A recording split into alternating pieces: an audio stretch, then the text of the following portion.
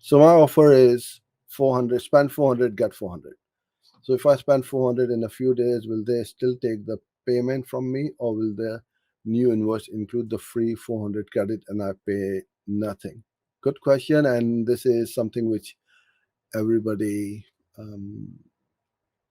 gets a little bit confused. And this is about the coupon codes which you get from Google Ads, which you then put it in your account.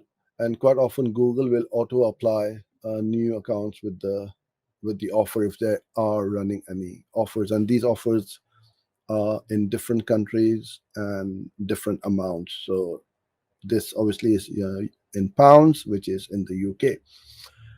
So as it says over here, my offer is spend 400 and get 400. So you need to spend that amount first, and then you will get another 400 pounds worth of equivalent in that first 30 days. Whatever you spend does not mean that if you got a coupon code for 400 and you spend only 200 and you'll get 400. No, it is the same exact amount.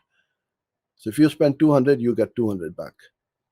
And as a credit for the next 200, you won't get charged. So in month one, let's say you spend 200, then you get the credit.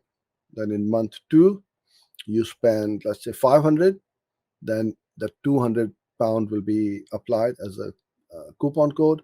So the balance you will have to pay is 300.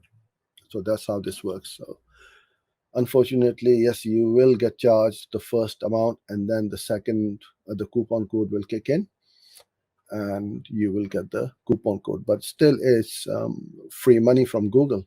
So spend as much as you can, because after that first 30 days, you will not be able to claim that additional amount for the money budget which you did not spend.